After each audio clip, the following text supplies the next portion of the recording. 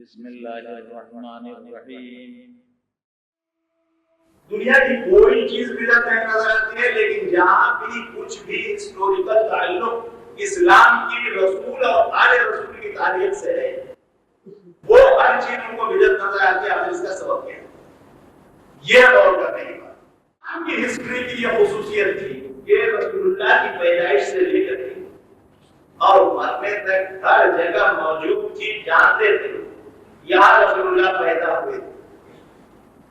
یہ حضرت خدیجہ کا مکان تھا، اس میں رہتے تھے،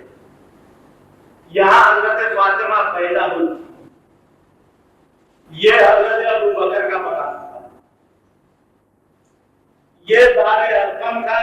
کہ جہاں پر رسول اللہ پوشیدہ طریقے سے تبلیغ کرتے تھے اور لوگ آ کر کے ملتے تھے۔ یہ تین جگہیں رسول اللہ سے تنسر سب کو ان the name of development ملا دیا گیا۔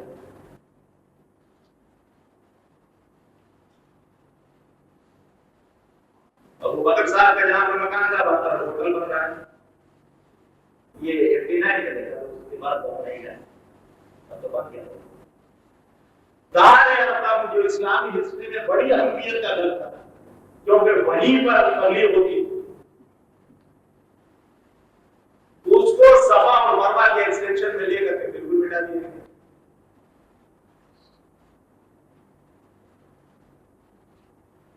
رسول اللہ کی پیدائش کہاں ہوئی تھی؟ تو پہلے کبھی مسجد تھی، وہ مسجد توڑی گئی، لائبریری بنائی گئی، اب پتہ نہیں کیا۔ حضرت خدیجہ کا مکان تھا، تو اب ڈیولپمنٹ ہوتا ہے، ظاہر ہے کہ ایک گھر کا ڈیولپمنٹ تو نہیں ہوتا، وہ پورا ایریا ڈیولپ کر کے اور ایک شاپنگ سینٹر بنا دیا۔ اب پتہ ہی نہیں چلے گا حضرت خدیجہ کہاں رہتی تھی، رہتی بھی تھی کہیں نہیں رہتی تھی، کوئی تھی یا نہیں تھی۔ تو جتنی ان حضرات کی زندگی سے، ان کی اسلام کی ہسٹری سے تعلق رکھنے والی چیزیں ان سب کو جان بوجھ کر ڈیولپمنٹ کے نام پر مٹایا جا رہا ہے، اور ڈیولپمنٹ کے نام پر کس طرح مٹایا جا رہا ہے۔ اور سب سے دلچسپ بات اس کے بعد یہ ہے، جب قوم سمود جس کے اوپر عذاب آیا، وہ جو حضرت صالح کی اونٹنی کو ان لوگوں نے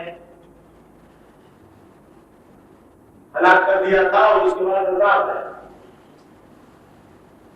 تو قوم سمود کے نشانات ملے ہیں، یعنی روئنز۔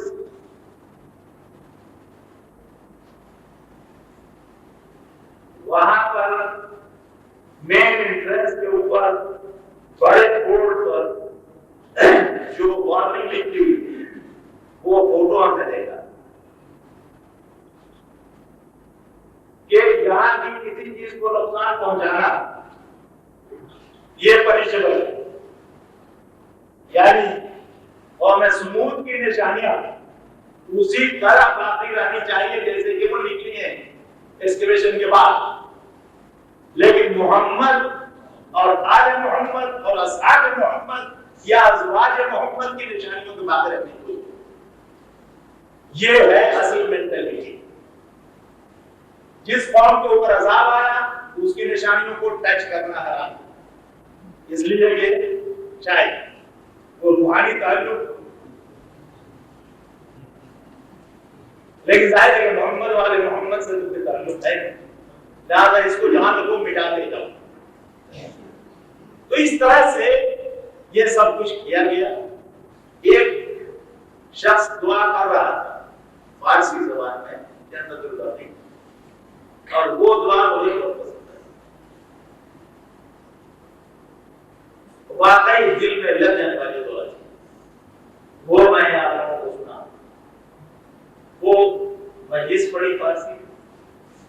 اور اس کے بعد جو دعائیں شروع کی، آخری دعا یہ تھی کہ خدا بندہ تو ہمیں موت نہ دے جب تک کہ ہم ان قبروں کو دوبارہ پھر سے اچھی حالت میں دیں۔ یہ خود ایک مستقل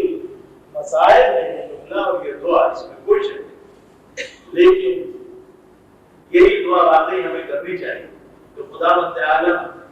ہمیں ہماری زندگی میں ہماری نظر کے سامنے یہ موقع فراہم کر دیں کہ ہم جناب سیدہ کے قبول، امام حسن علیہ السلام کی قبول،